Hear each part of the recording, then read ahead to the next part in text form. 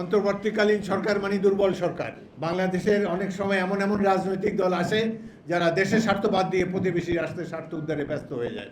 অনির্বাচিত প্রধানমন্ত্রী মাফিয়া শেখ হাসিনার সরকার তারা বলে দিয়েছে যে না, চীনের এই প্রকল্প ভালো না, আমরা ভারতের প্রকল্পই বাস্তবায়ন করব। কতখানি নতজানু এই দেশ। বাংলাদেশের মানুষকে তারা মানুষই মনে করে না। ইচ্ছা মতো তারা তাদের পারিবারিক সম্পদ বৃদ্ধি করে আর তাদের ক্ষমতাকে দীর্ঘায়িত করার জন্য প্রত্যেকটি ক্ষেত্রে বাংলাদেশের যে চাহিদা, বাংলাদেশের জনগণের যে আকাঙ্ক্ষা, সেটিকে পদদলিত করে নানা ধরনের অসম চুক্তিতে বাংলাদেশকে নিবদ্ধ। সুতরাং আমরা এখনও আশা করবই, এখন একটি নতুন অন্তর্বর্তীকালীন সরকার এসেছে। অন্তর্বর্তীকালীন সরকার মানে দুর্বল সরকার, কারণ এদের পিছনে তো কোনো জনসমর্থন নাই। আমাদের দল থেকে, বিভিন্ন রাজনৈতিক দল থেকে বারবার বলা হয়েছে যে একটা নির্বাচন দেন, আমরা যাতে করে বাংলাদেশের জনগণের দাবিসমূহ তুলে ধরতে পারি আন্তর্জাতিক অঙ্গনে, জাতীয় অঙ্গনে। কিন্তু এখন পর্যন্ত তাদের কাছ থেকে যে বলিষ্ঠ ভূমিকা আমরা আশা করি, এখন পর্যন্ত ততটা পাইনি। তবুও আশা করব আগামী দিনগুলোতে পানি আগ্রাসনের বিরুদ্ধে বর্তমান প্রফেসর ইউনূসের সরকার বলিষ্ঠ ভূমিকা রাখবেন বলে আমরা আশা করি। বর্তমান বিশ্ব হলো সামরিক শক্তি প্রয়োজন আছে।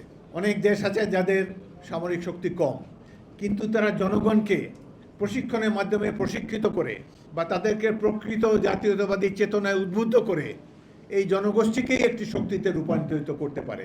সাম্প্রতিককালে একটা ছোট্ট একটা যুদ্ধ হয়ে গেল ভারত পাকিস্তানের মধ্যে। যেহেতু উভয় দেশ পারমাণবিক শক্তিধর, সেজন্য অতি অল্প সময়ের মধ্যে, অল্প ক্ষয়ক্ষতির মধ্যে যুদ্ধটি বন্ধ করার সম্ভব হয়েছে। কিছুদিন আগে বর্তমান সরকার তারা যে করিডোরের কথা, মানবিক করিডোরের কথা বলেছেন। বাংলাদেশ 18 কোটি লোকের দেশ। আমরা জানি না, জনগণ জানে না, কোনো রাজনৈতিক দল জানে না, জনপ্রতিনিধিরা জানে না কী ধরনের করিডোর এটি হবে, এর লক্ষ্য কী। আমরা কি নতুন কোনো যুদ্ধে জড়িয়ে পড়তে যাচ্ছি? এই সম্পর্কে তো রাজনৈতিক দলসমূহের সাথে বসে সরকারের আলোচনা করা উচিত ছিল। কিন্তু দেখি যে পররাষ্ট্র উপদেষ্টা এক কথা বলেন, প্রেস সচিব অন্য এক কথা বলেন, কেউ বলেন যে হ্যাঁ চুক্তি হয়েছে, তবে চুক্তির শর্তসমূহ প্রকাশ করা যাবে না। আরেক উপদেষ্টা বলেছেন যে না, আমরা এখন পর্যন্ত এই করিডোরের ব্যাপারে কোনো চূড়ান্ত মতামত এখনও দেইনি। জনগণ অন্ধকারে আছে। এটা কী ধরনের সরকার? গণতন্ত্রের জন্যই তো 16 বছর সংগ্রামের পর এই মাফিয়া সরকারকে আমরা বিদায় করেছি। এখনও কেন আমরা অন্ধকারে থাকব? সবচাইতে জনপ্রিয় দল বিএনপি, আমরাই জানি না যে কিসের জন্য এই করিডোর, কী হবে। আমরা কিন্তু যুদ্ধে জড়িয়ে পড়তে যাচ্ছি। তবে আমাদের মোট কথা শক্তি অর্জন করতে হবে। আমাদের এত বড় সেনাবাহিনী কী জন্যে আছে? তাদের কি প্রকৃত ট্রেনিং আছে কিনা?